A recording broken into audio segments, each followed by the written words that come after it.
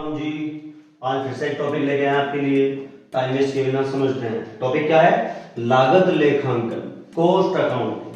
Confusion रहता है बहुत ज्यादा, मेन रियल मीनिंग हम नहीं समझ पाते, इसलिए हम चीजों को गलत गलत पढ़ लेते हैं।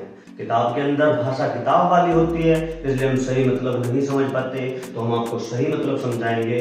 तो चलिए समझते हैं। लागत लेखांकन यानी कॉस्ट अकाउंटिंग। भाई कॉस्ट अकाउंटिंग दो शब्दों से मिलकर बना है, कॉस्ट और अकाउंटिंग यानी लागत और लेखांकन। बस दोनों का अलग अलग अर्थ समझ लो, समझ में आ जाएगा क्या है ये टॉपिक। ठीक है, तो पहले समझते हैं लागत का अर्थ। लागत का मतलब क्या होता है भाई। देखिए, मुझे एक मार्कर बनाया मैंने, ये मेरी कंपनी है मान लीजिए, तो मैंने एक मार्कर बनाया और मार्कर बनाने के लिए मुझे इसका सेल प्राइस डिसाइड करना था, ये मार्कर कितने का बेचूं।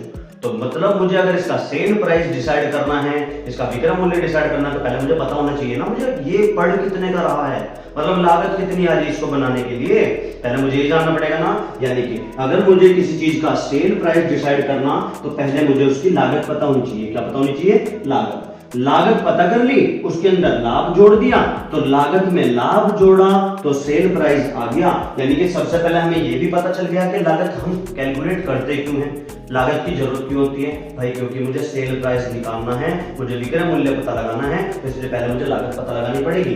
अब ये तो पता लग गया सेल प्राइस कैसे निकलेगा। अब पता करते हैं कि लागत एक्चुअल में होती क्या है। भाई किसी भी चीज को जो आपने बनाई या जो आपने खरीदी या आप उसको खरीद के आगे बेचने वाले हो, तो आपको क्या करना है, आपको उसको बनाने के लिए जितना भी पैसा आपकी जेब से खर्च हो गया, इस मार्कर को बनाने के लिए, विक्रय योग्य बनाने के लिए, विक्रय योग्य माने जब तक ये बिकने योग्य ना बन जाए तब तक होने वाला इस पे सारा खर्चा, इसको जोड़ते जाओ जोड़ते जाओ जोड़ते जाओ, तब जब ये सारा खर्चा आप एक साथ जोड़ देंगे, बस उसे ही इस वस्तु की लागत कहा जाएगा। मतलब क्या है, मतलब ये कि आप, लागत का मतलब क्या है, लागत ये कि मुझे इसे बेचना है, बेचने के लिए इसको मुझे बेचने योग्य बनाना पड़ेगा। बेचने योग्य बनाने के लिए जो भी मैं इस पर खर्चा कर रहा, जो भी मेरी जेब से खर्चा हो रहा, सारे खर्चे का टोटल ही लागत कहलाता है।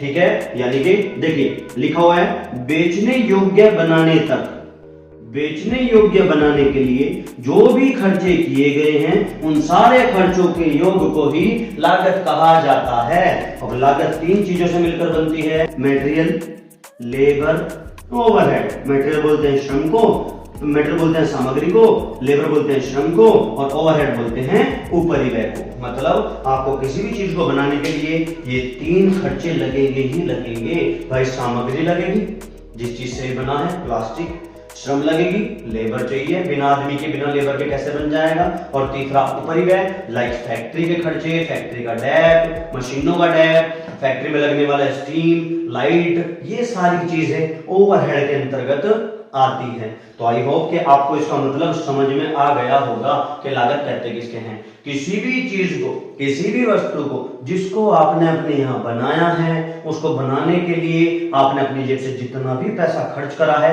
जब तक वो बिकने योग्य ना हो जाए, जब तक वो बाजार में बिकने योग्य ना हो जाए, तब तक उसको होने वाला सारा खर्चा ही, उस सारे खर्चे का योग ही लागत कहलाता है। तो ये तो हो गया हमारा लागत का मीनिंग। अब समझते हैं अकाउंटिंग। भाई अकाउंटिंग हम पढ़ते आ रहे हैं काफी टाइम से। ठीक है, अकाउंटिंग का रियल मीनिंग क्या है, एक लाइन में समझ में आ जाएगा, बस एक लाइन में अकाउंटिंग का मीनिंग समझ में आ जाएगा। भविष्य में प्रयोग के उद्देश्य से आज लिखना।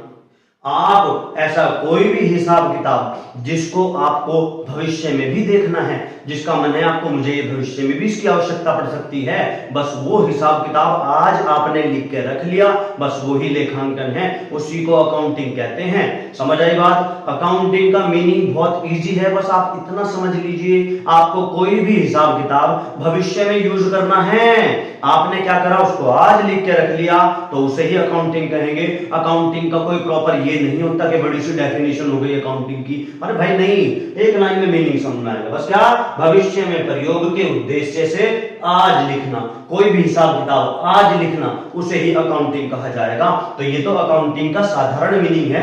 अकाउंटिंग किसी भी चीज की हो सकती है। ठीक है, अब ये हमने क्या करा, हमने अपनी इस लागत का ही, हमने अपनी इस लागत को ही लिखना शुरू कर दिया, ताकि हम भविष्य में भी इसको कुछ यूज कर सके, हम भविष्य में भी इसका कुछ प्रयोग कर सके, है ना। तो उसे ही लागत लेखांकन कहा जाएगा। यानी जब हम लेखांकन यानी अकाउंटिंग किसकी करेंगे, कॉस्ट की, जब हम अकाउंटिंग कॉस्ट की करना शुरू कर देंगे, तो उसे ही कॉस्ट अकाउंटिंग कहा जाएगा। एक फाइनेंशियल अकाउंटिंग होता है, वित्तीय लेखांकन, यानी जब हम पैसे से संबंधित, धन से संबंधित, पैसे के आने जाने से संबंधित खर्चे, इनकम, आय, व्यय, ये सारी चीजों का लेखांकन करते हैं तो उसे फाइनेंशियल अकाउंटिंग यानी वित्तीय लेखांकन कहा जाता है। लेकिन जब आप यही अकाउंटिंग किसी लागत की करते हैं, किसी वस्तु की लागत की, जिसको आपने बनाया है, उस वस्तु को बनाने के लिए जो लागत लगी है, उसी लागत को लिखना, कितनी कितनी लागत आई है, कैसे कैसे लागत आई है ना, कहां कहां लागत आई है, इन्हीं सारी चीजों का जब आप लेखा जोखा रखते हैं, अपने पास लिख कर रखते हैं, अपने पास उसको संजो कर रखते हैं ताकि भविष्य में इसको प्रयोग किया जा सके,